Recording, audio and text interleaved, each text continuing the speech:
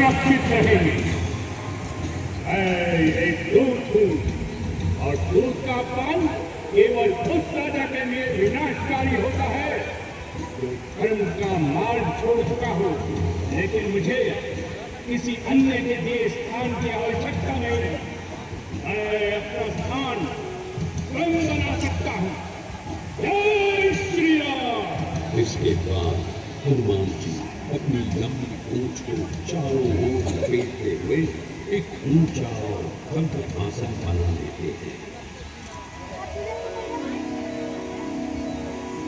क्रोधित रावण कहते हैं, अरे वानर, तुम्हारी इतनी हिम्मत कि तुम मेरे सामने इतना ऊंचा बैठे, तेरी सम्मान का मूल्य चुकाना होगा। अपने सैनिकों को उनकी पूंछ में आग लगाने का आदेश देते हैं। जैसे ही उनकी पूंछ में आग लगाई जाती है, हनुमान जी अपनी दिव्य शक्ति का प्रदर्शन करते हैं। वे अचानक अपने आकार को बढ़ा देते हैं और रस्सियों को तोड़कर मुक्त हो जाते हैं। इसके बाद हनुमान जी जलती हुई पूंछ के साथ लंका के हर कोने में दौड़ने लगते हैं और आग लगाते हैं।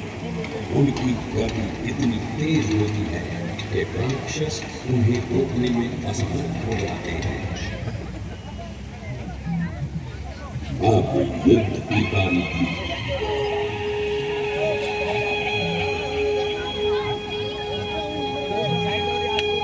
इतनी विशाल सेना के साथ लंका तक पहुंचने के लिए विशाल समुद्र पार करना एक बड़ी चुनौती थी।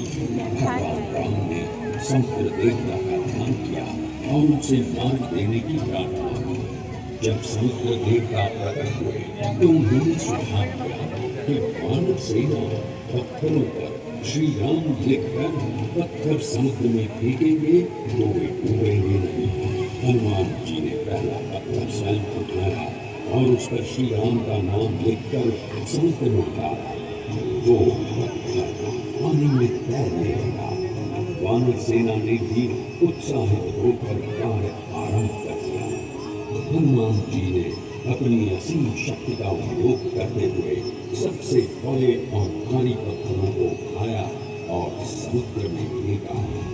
वे अपनी तीव्र गति से पहाड़ों और वनों से पत्थर लाते रहे और एक विशाल पुल तैयार।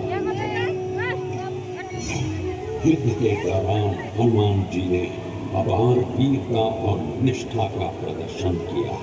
रावण के पुत्र मेघनाद के साथ युद्ध में जब लक्ष्मण मूर्छित हो गए तो सुषेण वैद्य के कहने पर हिमालय पर्वत श्रृंखला पर पाई जाने वाली संजीवनी बूटी को लेने तेज गति से निकल पड़ी। वहां पहुंचकर उन्हें समझ में नहीं आ रहा था कि कौन सी बूटी संजीवनी है। ये सोचने लगे, यदि समय पर बूटी नहीं मिली तो लक्ष्मण जी की जान बच नहीं पाएगी। अब मैं इन जड़ी बूटियों में संजीवनी बूटी नहीं पहचान पा रहा हूँ, अतः मैं पूरा पर्वत ही उठाने जा रहा हूँ।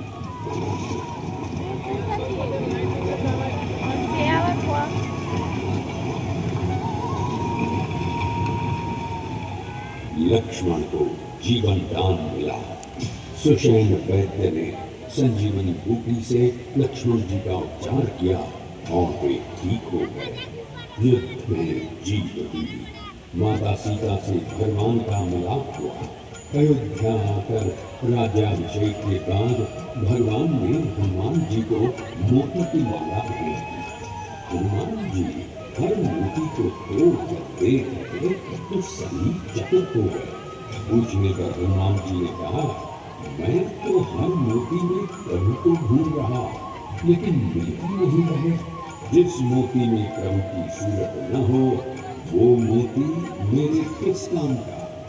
एक और दिन जब उनसे भक्ति की परीक्षा मांगी गई तो उन्होंने अपना सीना चीर कर दिखाया और उसमें भगवान राम और माता सीता की दिव्य छवि दिखाई दी।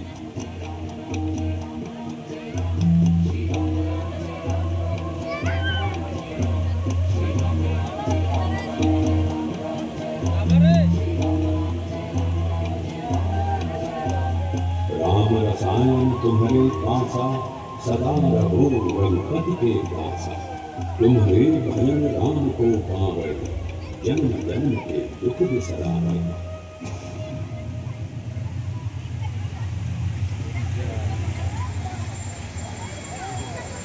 Gracias.